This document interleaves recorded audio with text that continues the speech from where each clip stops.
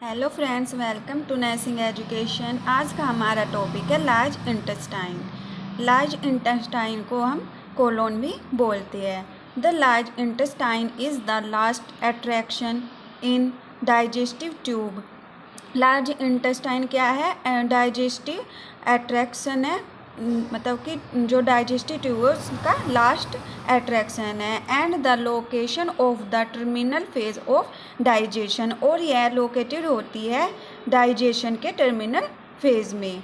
It is about 1.5 metre long tube. यह 1.5 metre लंबी tube होती है। It start from caecum and end at rectum and anal canal. यह start होती है, यहाँ ये शेकम है, यहाँ से स्टार्ट होती है, एंड रेक्टम या एनल कैनाल, जिसको एनस भी बोलते हैं, पर लास्ट होता है इसका। It lumen is big. इसका जो ल्यूमन होता है वो बिग होता है, मीन्स यह थोड़ी चौड़ी होती है। And it surrounds small intestine, और यह स्मॉल इंटेस्टाइन के सराउंड में होती है, मतलब चारों ओर होती है। अब हम पढ़ेंगे parts of large intestine. It has 7 parts. Large intestine के कितने पार्ट्स हैं? 7 पार्ट। फर्स्ट है caecum, ascending colon, transverse colon. Next हमारा descending colon, sigmoid colon, rectum, anal canal या anus. Sigmoid colon, sigmoid colon क्यों कहा जाता है इसको? बिकॉज ये एस शेप की होती है। एस से क्या बनता है? सिग्मोइड, इसलिए इसको बोलते हैं सिग्मोइड कोलोन। फर्स्ट हमारा है caecum. This is 6 centimetre long. यह 6 सेंटीमीटर लॉन्ग होती है। Dilated region and it is the first part of colon. यह डायलेटेड होता है, मतलब थोड़ी चौड़ी होती है। And is the first part of colon, और यह लार्ज इंटेस्टाइन का फर्स्ट पार्ट होता है। Vermiform appendix tube is connected to caecum. जो ये वर्मीफॉर्म अपेंडिक्स है, ये कहाँ से निकलता है? सेकम से ट्यूब निकलते हैं, जिसको वर्मीफॉर्म अपेंडिक्स या ओनली अपेंडिक्स भी बोल सकते हैं। यह किससे कनेक्टेड होती है? सेकम से।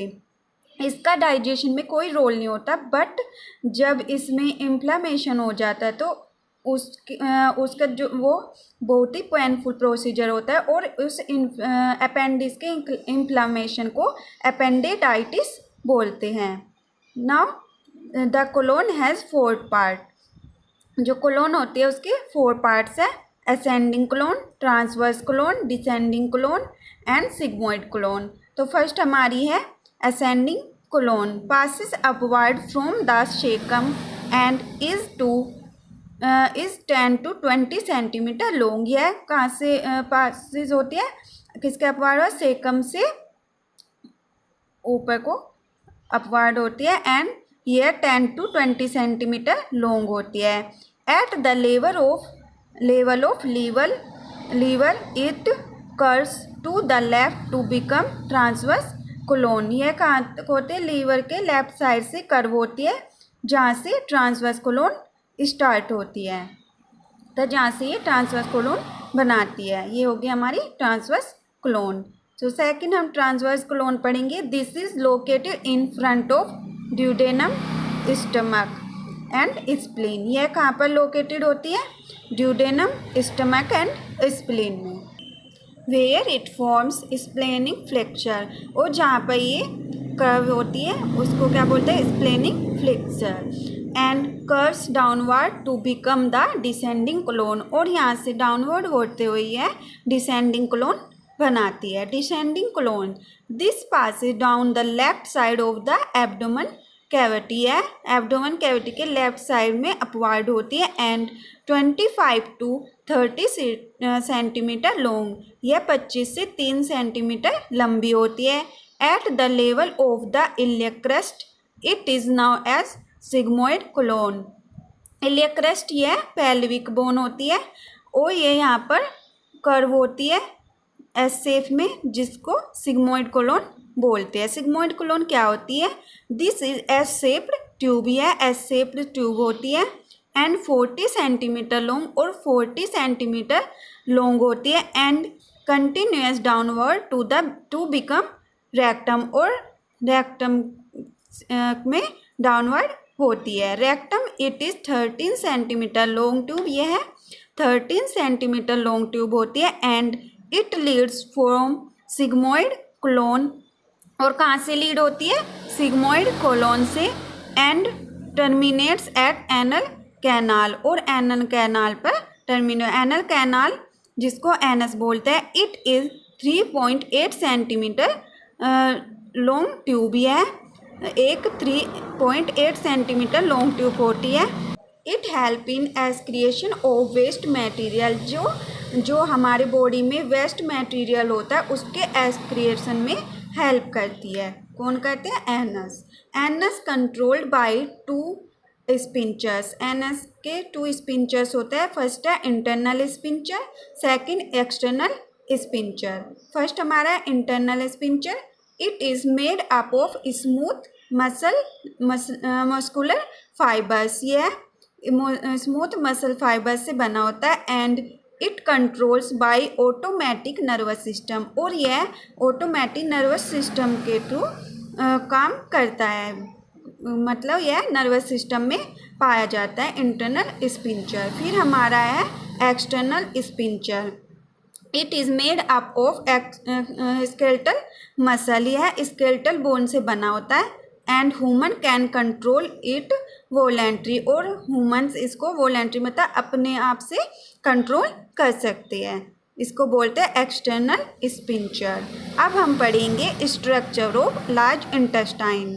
Large intestine made by 4 layer of tissues. Large intestine जो है वो 4 लेयर्स ऑफ टिश्यूज से बनी है, और वो लेयर है, फर्स्ट है serosa, muscle layer, some mucosa and mucosa.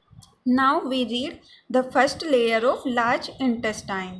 Serosa, outer layer, muscular layer, longitudinal muscle fibers collected into 3 bands. जो ये longitudinal muscles है वो 3 fibers bone में collected होती है, जिनको टायनिक कोली बोलते हैं। Extended from the cecum to the rectum, जो सेकम और रेक्टम से एक्सटेंडेड होती है। सेकंड हमारी है submucosa.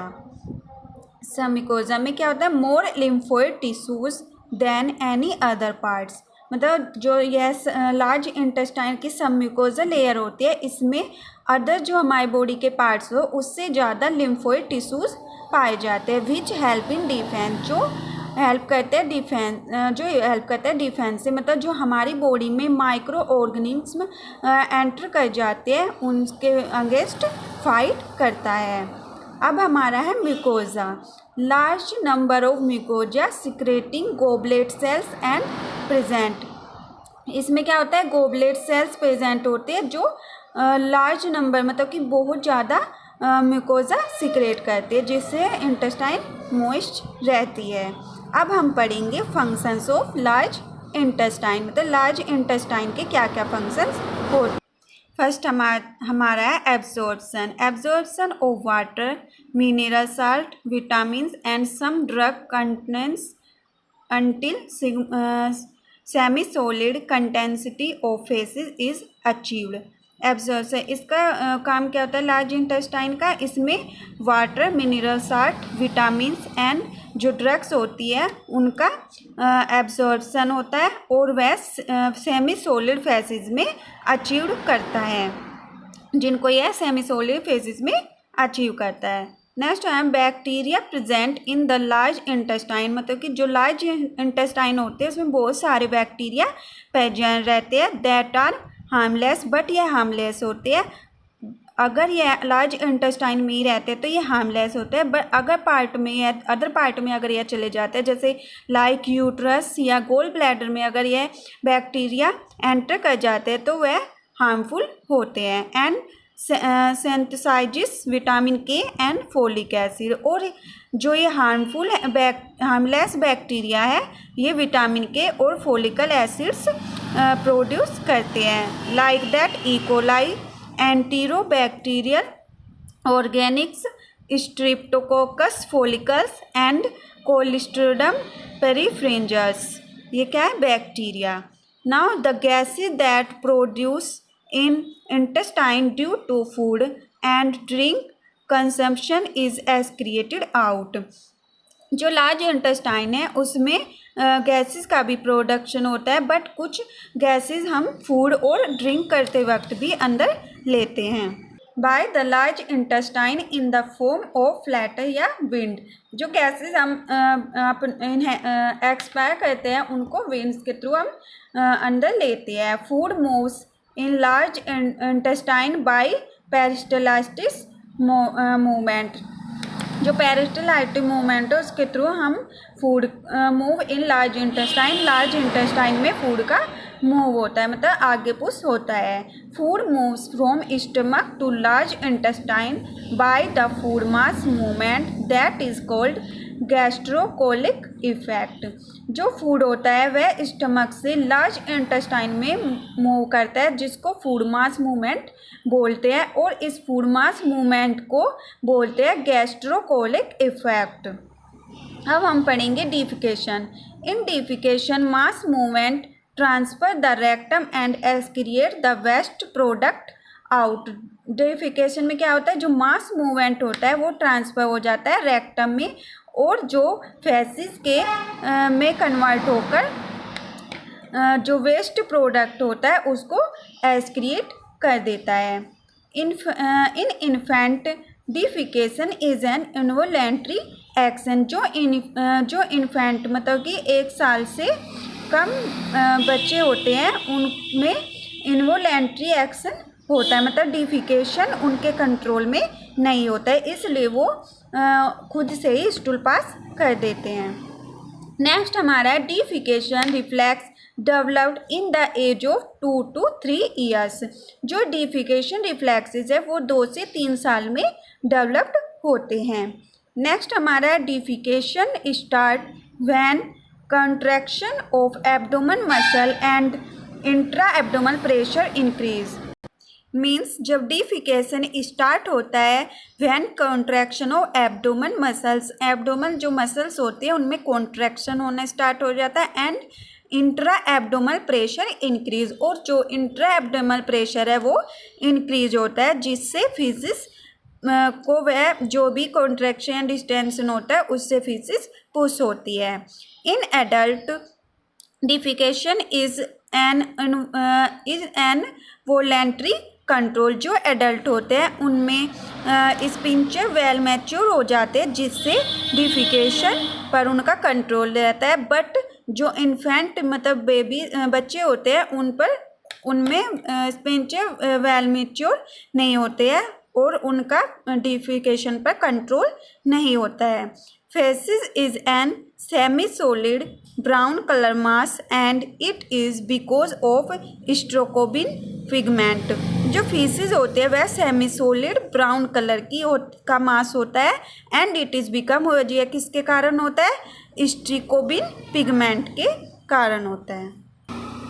Anal sphincter is in voluntary control and it opens when defecation starts। जो एनल स्पिंचर्स होते हैं जो हमने पढ़े थे एक्सटर्नल स्पिंचर वो वेल मैच्योर होते हैं, उन पर वॉलेंट्री कंट्रोल होता है, एंड इट ओपन्स व्हेन, और यह डिफिकेशन के स्टार्ट होने पर ही ओपन होता है, जिससे स्टूल पास किया जाता है।